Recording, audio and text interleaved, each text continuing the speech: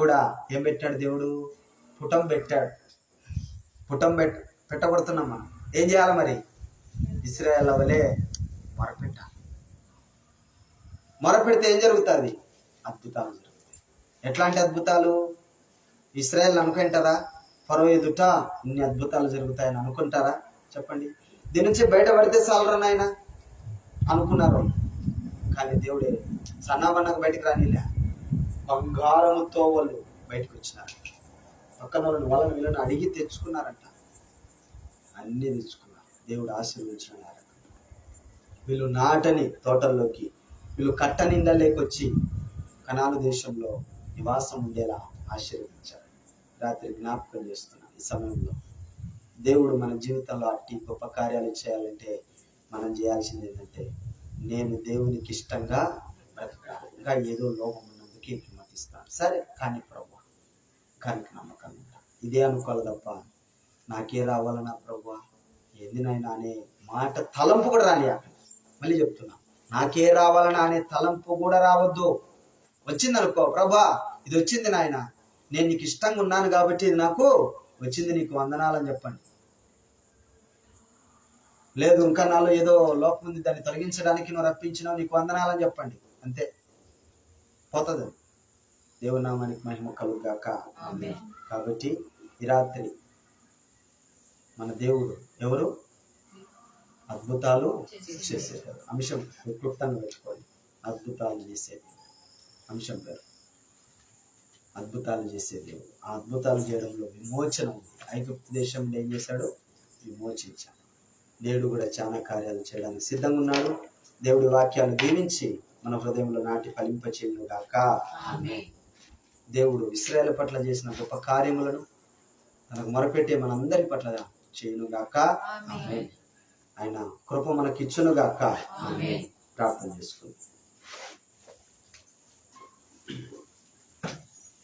కొన్ని నిమిషాలు ప్రతి ఒక్కరూ మొరపెట్టండి. కొన్ని నిమిషాలు మొరపెట్టండి. దేవుని వాక్యాన్ని జ్ఞప్తికి తీసుకోండి. నిన్న నేడు నిరంతరం ఒకటే రీతిగా ఉన్న దేవుడు ఆయన.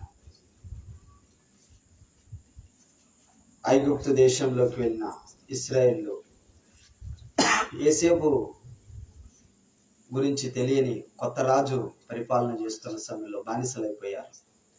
అటువంటి సమయంలోనే మొరపెట్టారు. మొరలు విని దేవుడు మోషేను పంపాడు.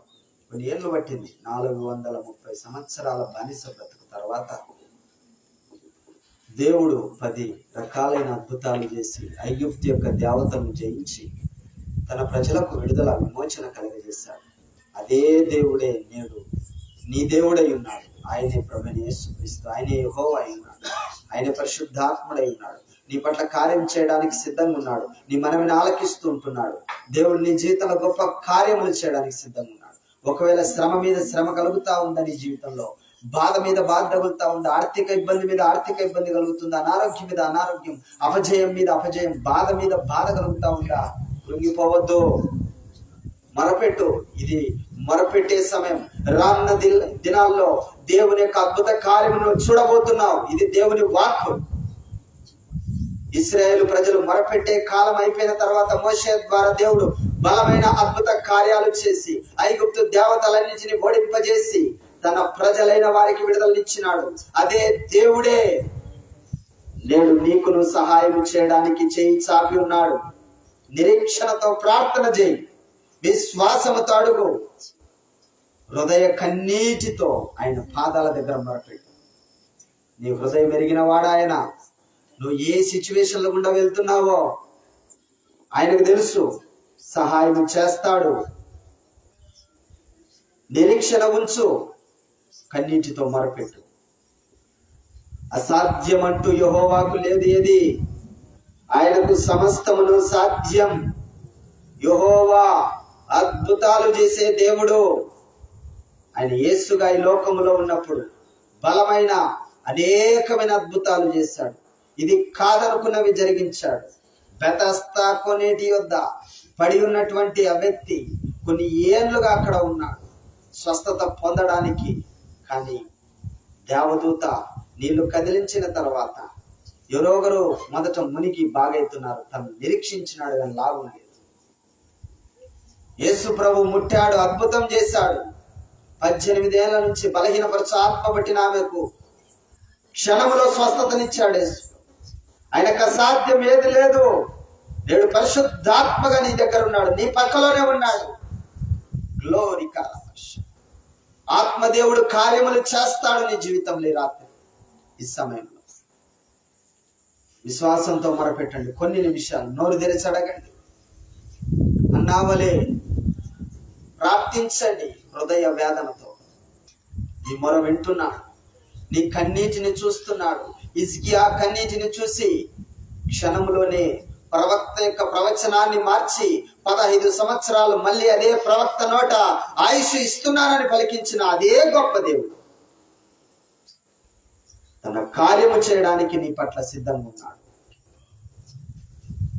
ప్రభువు నిన్ను చూస్తున్నాడు, నీ అంతరంగాన్ని ఎరిగి ఉన్నాడు, సాయం చేస్తాడు. ప్రార్థన చేయండి.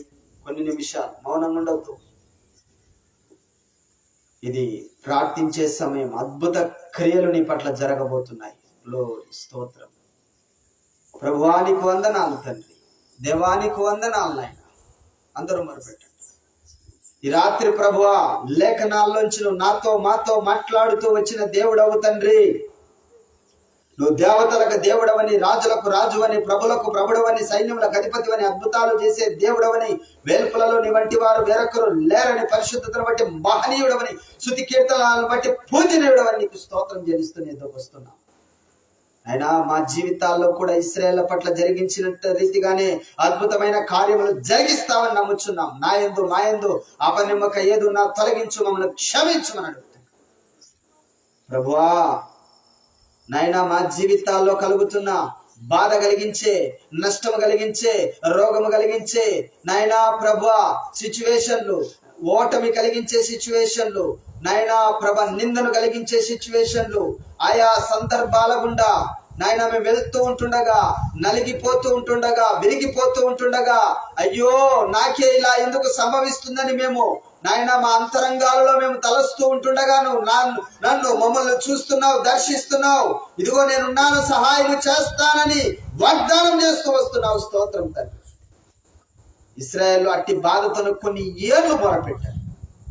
ఆ మొరలు విని మోషేను పంపి విమోచించావు, అద్భుతాలు చేసి బయటికి తీసుకొచ్చావు. అద్భుతాలు చేసిన దేవుడు అవుస్తావు. నేడు మా జీవితాల్లో కూడా అలాంటి గొప్ప గొప్ప కార్యములు చేయడానికి నువ్వు సదా సంసిద్ధంగా ఉన్నందుకు నీకు స్తోత్రం నాయన.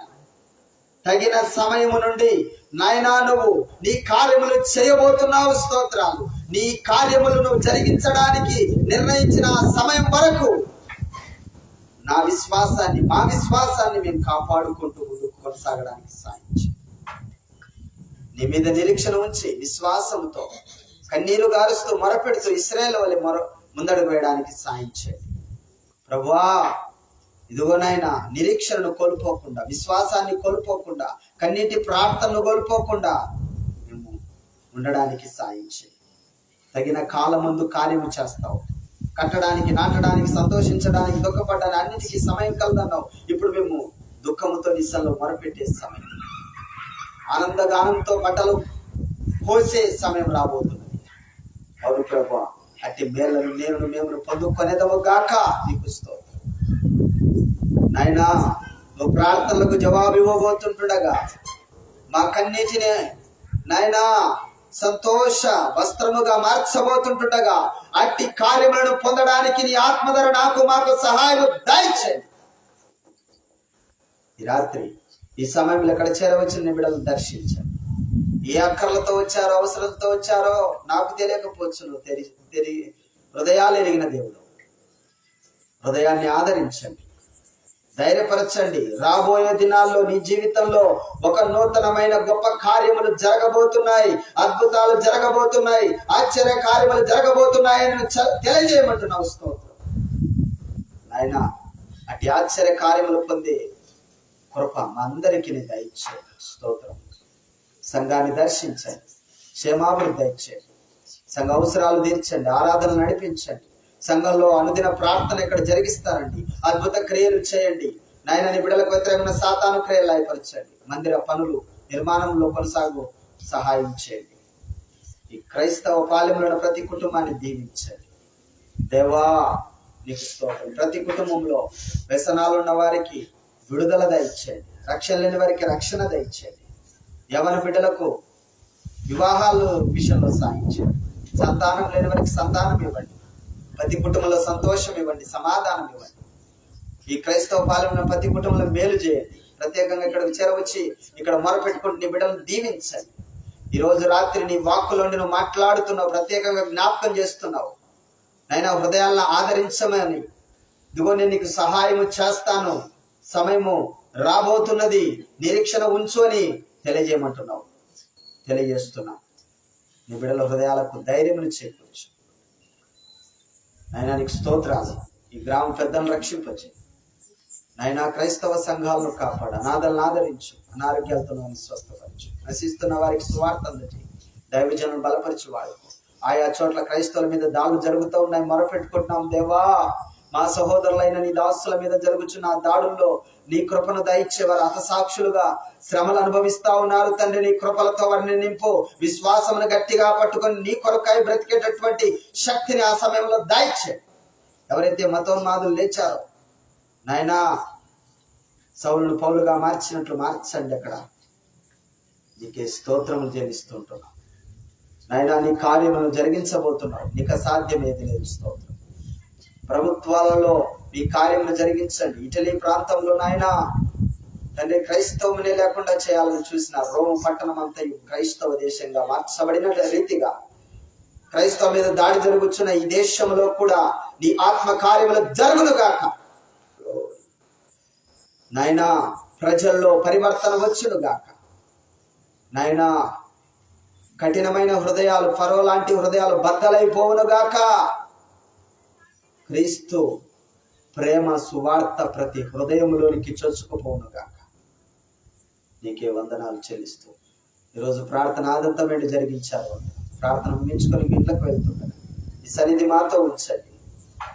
యంత్ర శబ్దం ద్వారా ప్రార్థన ఏకీవించిన వారి జీవితాల్లో గొప్ప కార్యం చేయండి. లైవ్ లో చూస్తున్న వారి జీవితాల్లో నీ కార్యాలు చేయండి. కళల ద్వారా, దర్శనాల ద్వారా, స్వరం ద్వారా ఈ రాత్రి నిబిడలతో మాట్లాడి బలపరిచమైపోదు.